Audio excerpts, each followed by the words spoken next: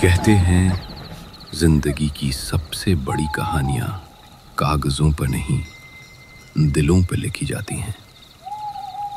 और कुछ रातें अपने भीतर सदियों का सन्नाटा, अनकहे किस्से और अनजाने डर समेटे होती हैं।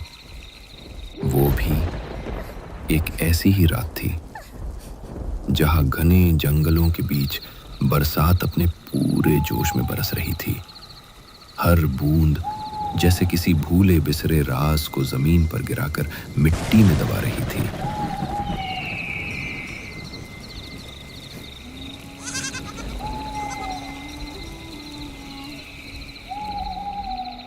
उसी जंगल में यशोदा नाम की एक विधवा औरत अपने बेटे और बेटी के साथ बरसों से उसी जंगल में रह रही थी। लोग कहते हैं इस जंगल में बरसात के मौसम में कुछ ऐसी चीजें घटती हैं जो इंसानी समझ से परे और रूह की गहराइयों को हिला देने वाली होती थीं। कुछ आवाजें जो कहीं से आती लगती थीं पर जाती कहीं नहीं, और कुछ साए जो पेड़ों के पीछे नहीं बल्कि दिल के भीतर से गुजरते थे, जैसे कोई हर सांस चुपचाप गिन रही थी। उस रात बरसात जैसे आसमान को चीरकर अपने भीतर का सारा डर जमीन पर बरसा देना चाहती थी। काले बादलों के बीच बिजली की लकीरें ऐसे चमक रही थीं मानो कोई अदृश्य हाथ आसमान की नीली चादर पर चाकू की धार चला रहा हो। हवा में ठंडक नहीं थी बल्कि एक अजीब सी सिहरन थी जो त्वचा को नहीं, सीधे हड्डियों को छू रही थी। एक दिन बरसात की रात थी। खिड़की पर बूंदें जैसे किसी पुराने किस्से को बार बार सुनाना चाह रही हूं। इधर यशोदा की बेटी सुरभि नींद में थी, लेकिन उस नींद के भीतर एक सपना खुल रहा था। वो खुद को एक सुनसान कमरे में खड़ी पाती है।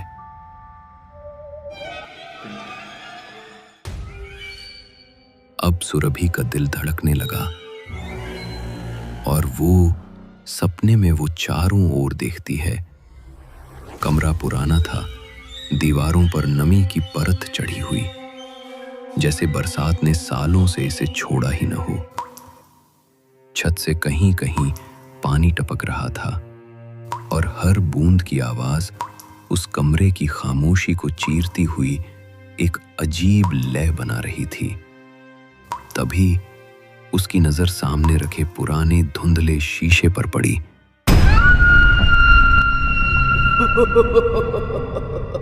और अगले ही पल उसकी चीख गूंज उठी।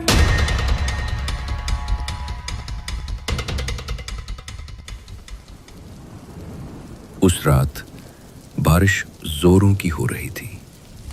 आसमान में बिजली बार बार चमक रही थी, मानो बादलों के भीतर कोई अदृश्य जंग चल रही हो।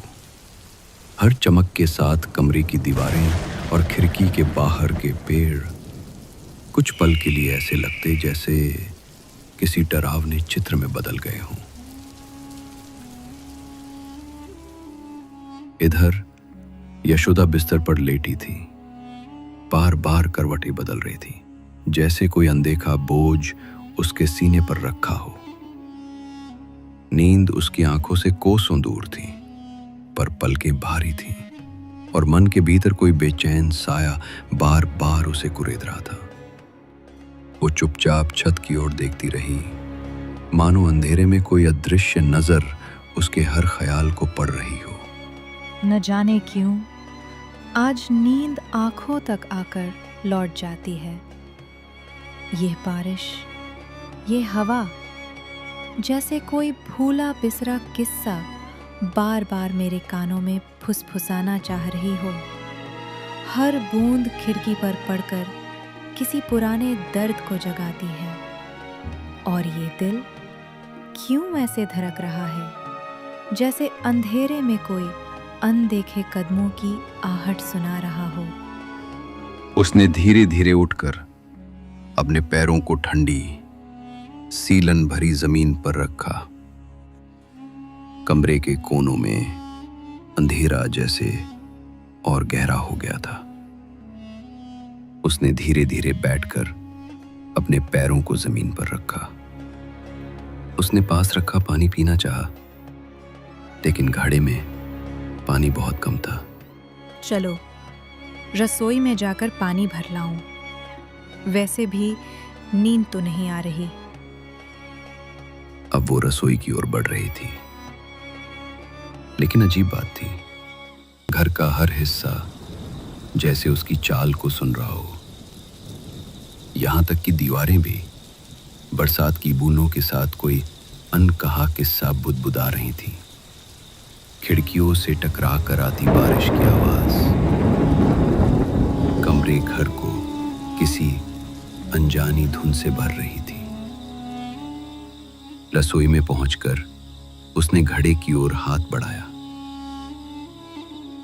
पर तभी एक पल के लिए समय जैसे रुक गया। उसके दिल की धड़कन एकदम से तेज हो गई, क्योंकि दरवाजे की चौखट के पास एक काला साया खड़ा था, बिल्कुल स्थिर।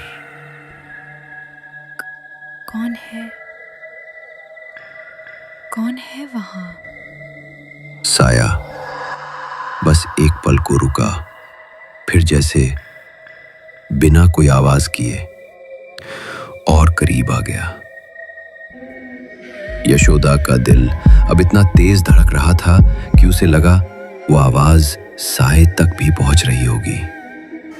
उसके हाथ से घड़ा छूट कर गिरा और पानी फर्श पर फैलते हुए दरवाजे की ओर बहने लगा, मानो खुद उस अंधेरे की तरफ खिंच रहा हो। यशोदा की सांसें अब तेज हो चली थीं, दिल की धड़कनें मानो कानों में गूंज रही हों। आंखें चौखट पर इस तरह जमी थीं जैसे वहां कोई अदृश्य शक्ति खड़ी हो। लेकिन अगले ही पल आसमान ने चीखती हुई बिजली को धरती पर उतारा।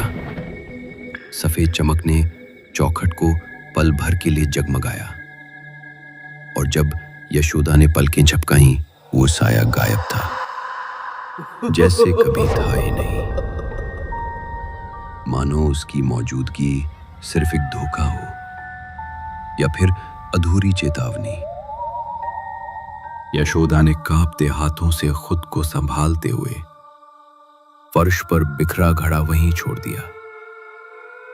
उसका मन अब रसोई में एक पल भी रुकने को तैयार नहीं था।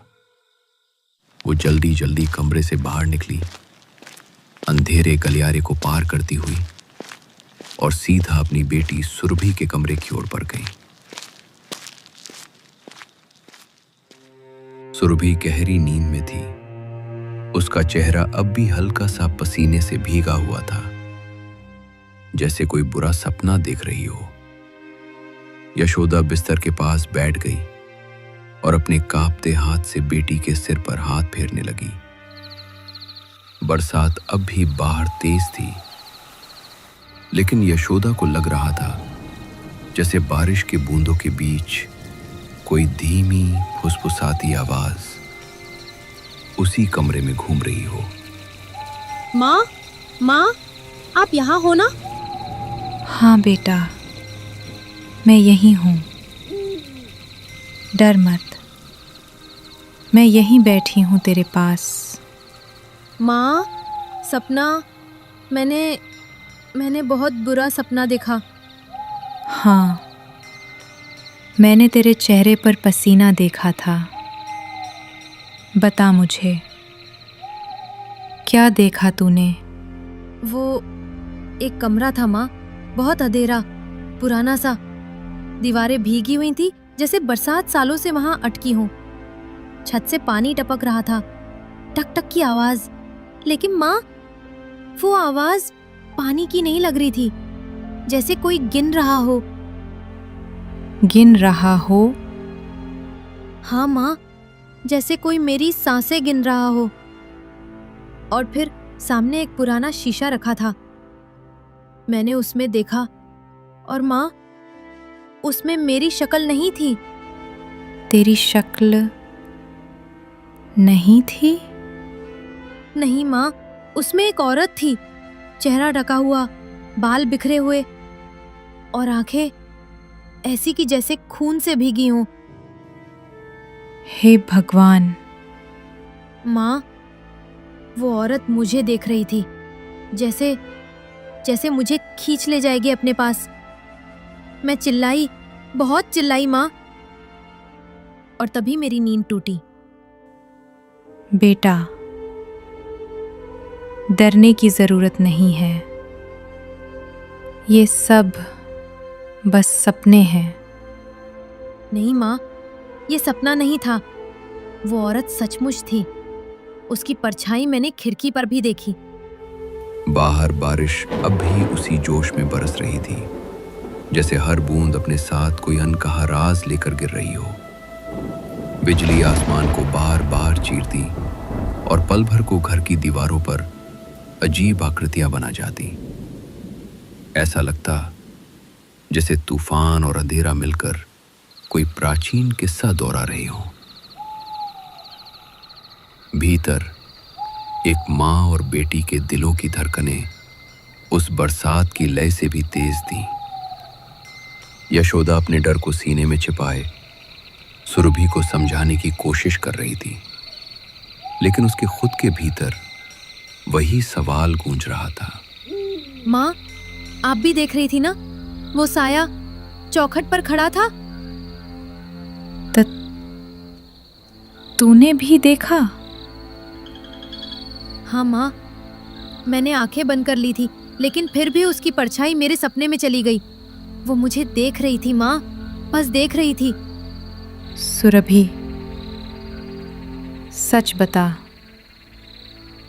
तूने पहले कभी ऐसा सपना देखा है? माँ, कई बार, हर बरसात में। लेकिन आज वो और साफ था। आज ऐसा लगा जैसे वो औरत और करीब आ गई हो। तो ये सब सच है? सच? क्या मतलब माँ? आपको कुछ पता है? नहीं, कुछ नहीं। तू बस आराम कर। नहीं माँ, आप मुझसे छुपा रही हो। आप भी उस साये को देख चुकी हो ना? हाँ, मैंने भी देखा। रसोई में था, चौखट पर खड़ा था, और जब बिजली चमकी तो वो गायब हो गया। वही माँ, वही चेहरा मैंने शीशे में देखा था। कमरे में जो खामोशी फैली थी वो साधारण खामोशी नहीं थी। वो उन सन्नाटों में से थी जिनमें अपनी ही सांसें भी पराई लगती हैं। बाहर तूफान का शोर था, पर भीतर दोनों के दिलों का डर और ज्यादा गूंज रहा था। हर बूंद, हर बिजली मानो इस माँ बेटी की बातों को सुन रही थी। माँ, अगर आपने भी देखा तो फिर ये सपना नहीं है। वो औरत सचमुच है। वो हमसे कुछ चाहती है। बेटा, कुछ बातें ऐसी होती हैं जिन्हें जानना बेहतर नहीं। नहीं माँ, आप मुझे सच क्यों नहीं बताती? हर बरसात में, हर रात मैं ये सपने देखती हूँ। कोई मुझे घूरता है, जैसे मेरे हर राज जानता हो। और आज तो ऐसा लगा जैसे वो मुझे छू लेगा। माँ, मैं बहुत डर रही हूँ। अब यशोदा की आंखें नम हो उठी। वो चाहकर भी बेटी से नजरें नहीं मिला पा रही थी, क्योंकि उसके दिल के किसी कोने में वो औरत, वो साया कोई अनजाना रिश्ता रखता था। पर एक माँ अपने बच्चे को सच बताने से पहले 1000 बार टूकती है। सुरभि, सपने कभी कभी हमारे अपने डर का रूप होते हैं। शायद तू मेरे डर को देख रही है। आपके डर को? मतलब ये सब आपसे जुड़ा है माँ?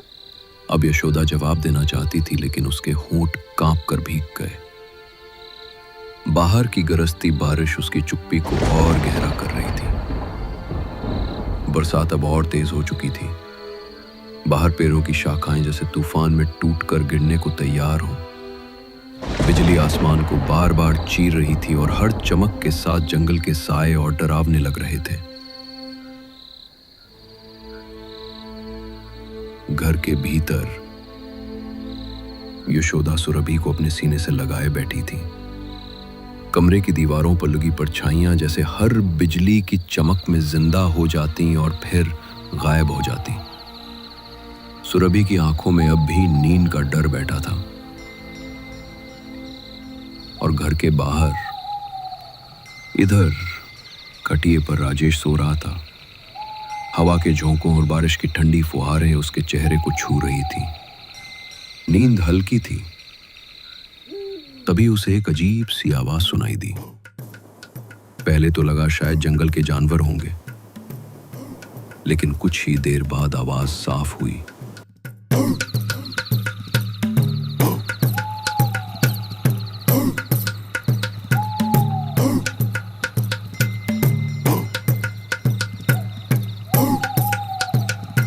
ये आवाज इंसानी लग रही थी, पर सामान्य नहीं, जैसे कोई टूना टोटका कर रहा हो। राजेश की आंख खुल गई। उसने करवट बदली और आधी नींद में ही देखा, दूर पेड़ों की कतारों के बीच कुछ लोग मशाल लिए बढ़ रहे थे। उनके बीच 4 आदमी कंधे पर कुछ उठाए हुए थे।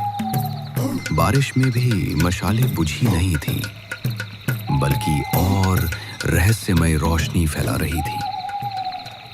ये तो आदिवासी लोग लगते हैं, लेकिन इतनी रात में, और ये क्या उठा रहे हैं?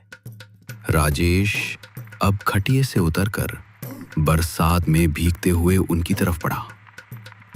उसने दूर से देखा, 4 आदिवासी एक लाश जैसी चीज कंधे पर उठाए हुए थे, कुछ अजीब सी आवाजें निकालते हुए, जैसे किसी गुप्त रस्म का हिस्सा हो। लाश को इस तरह आधी रात को, और ये आवाजें, ये तो किसी तंत्र मंत्र जैसी लगती हैं। अब वो धीरे धीरे उनके पीछे पीछे जंगल की ओर बढ़ा। मशालों की रोशनी बारिश की बूंदों से टकराकर भूतिया सी चमक पैदा कर रही थी। पेड़ों की जड़ों में कीचड़ और ऊपर से तूफान, पर राजेश को जैसे कुछ खींच रहा था। कुछ दूर चलने पर वे सब एक खुली जगह पर पहुंचे। वहां लकड़ियों का ढेर पहले से रखा था। आदिवासी लोग लाश जैसी दिखने वाली चीज को उस ढेर पर रखने लगे। अब राजेश पास की झाड़ी में छिप गया। उसकी सांसें तेज हो गईं। जैसे ही आदिवासियों ने उस कपड़े की परतें एक एक करके खोली, राजेश का दिल मानो धड़कना ही भूल गया। वो कोई साधारण लाश नहीं थी। लकड़ियों के ढेर पर पड़ी वो औरत अब भी सांस ले रही थी। छाती हल्के हल्के उठ गिर रही थी, होंठ कांप रहे थे और आंखें अध खुली थीं, जिनमें बुझती हुई लौ जैसी आखिरी चमक बची थी। उसके हाथ पांव मोटी रस्सियों से कसकर बांध दिए गए थे, मानो जिंदगी को जबरदस्ती मौत के हवाले किया जा रहा हो। हे भगवान, ये तो जिंदा है। ये लोग इसे जला देंगे। आदिवासी लोग अब किसी अनजानी भाषा में मंत्रोच्चार करने लगे। औरत के होठ हल्के हल्के हिल रहे थे, जैसे वो कराह रही हो। उसकी धीमी सी आवाज बारिश और मंत्रों के बीच भी राजेश को साफ सुनाई दी। अब राजेश का दिल दहला, उसकी आंखें चौड़ी हो गई। अब मशालें जलती लकड़ियों के ढेर पर रखने लगे। तेज बारिश की बूंदें गिर रही थीं, पर ज्वाला मानो चुनौती दे रही हो। हर बूंद पर और भड़क उठ रही थी। काले धुएं की लहरें धीरे धीरे आसमान में तैरने लगीं, जैसे जंगल की आत्माएं जाग उठी हों। अचानक लकड़ियों के बीच पड़ी औरत ने पूरी ताकत से चीख मारी। उसकी चीख इतनी तीखी थी कि राजेश के कान सुन्न हो गए। रीढ़ की हड्डी तक सिहरन दौड़ गई। अनजाने में ही उसके मुंह से फट पड़ा, नहीं। उसकी आवाज बिजली की तरह गूंज गई। आदिवासी एक पल को ठिठक गए। उन्होंने मशालें ऊपर उठाई और चारों तरफ देखा।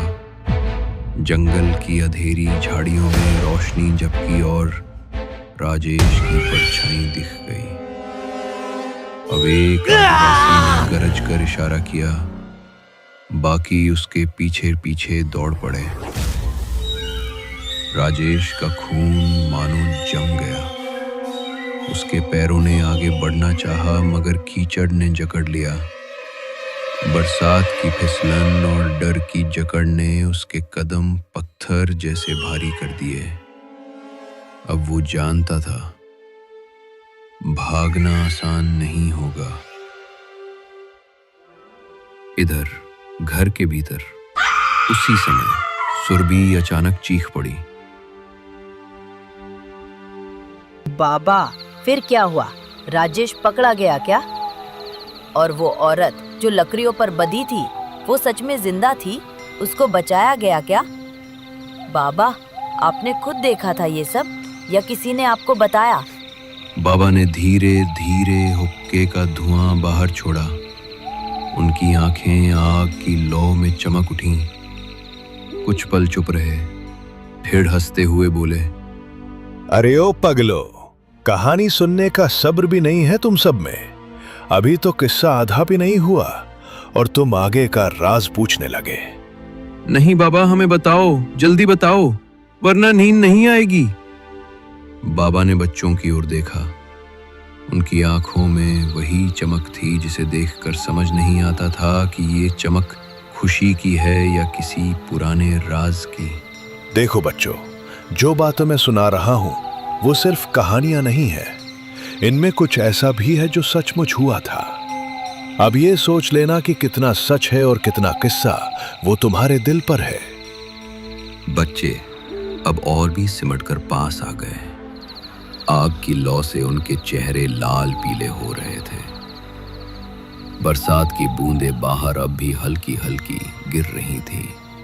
बाबा, आपने कहा कि राजेश ने नहीं चिल्लाया था, फिर क्या हुआ? आदिवासी उसे पकड़ लेंगे क्या? यही तो है असली किस्सा। जंगल की रातें बच्चों इंसान को दो टुकड़ों में बांट देती हैं। एक तरफ डर और दूसरी तरफ हिम्मत। राजेश के सामने भी यही था।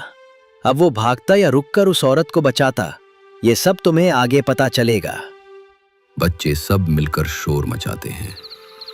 बाबा जल्दी बोलो, आगे क्या हुआ? बाबा मुस्कुराए, हुक्के का लंबा कश लिया और धीरे धीरे बोले, तुम सब क्यों इतना डर रहे हो? कहीं रात को सपना तो नहीं देख लोगे? देखना वो औरत सपनों में आकर किसी को खींच ना ले जाए। बाबा, आप हमें डराते क्यों हो? जल्दी बताओ ना। अब बाबा की आंखें अचानक गंभीर हो गईं। उन्होंने आग की लपटों में देखते हुए धीमे से कहा, बच्चों, हर बरसात में वो औरत दिखती है, कभी खिड़की के पीछे, कभी जंगल के किनारे। कुछ लोग कहते हैं उसकी आत्मा अब भी भटक रही है, कुछ कहते हैं उसने किसी से बदला लेना है, और कुछ कहते हैं वो किसी सुरभि नाम की लड़की को ढूंढ रही है। इतना सुनते ही बच्चों की आंखें फैल गईं। सुरभि, वही जो कहानी में थी? हाँ वही, पर असली राज अभी बाकी है। तुम्हें जानना है? हाँ बाबा, हमें सब जानना है। बाबा ने हाथ उठाया और बच्चों को शांत किया। उनकी आवाज धीमी हो गई। तो सुनो, लेकिन याद रखना, जो मैं आगे बताने जा रहा हूं, उसके बाद रात को जब बारिश होगी तो खिड़की बंद कर लेना। कहीं ऐसा ना हो कि वो औरत तुम्हारे सपनों में उतर आए। बच्चे अब कांपने लगे। एक दूसरे का हाथ कसकर पकड़ लिया। आग की लौ तेज भड़क उठी और बाबा ने कहानी का अगला अध्याय शुरू करने को होंठ खोले। पर उसी समय हवा का एक तेज झोंका आया और आग की लपटें अचानक कांप गईं। बच्चे डरकर बाबा से चिपक गए। बाबा, ये हवा, ये आग क्यों कांपी? यही तो है बच्चों, जब कोई अनकहा किस्सा सुनाया जाता है तो उसकी परछाई आसमान तक पहुंचती है, और शायद वो हमें भी सुन रही है।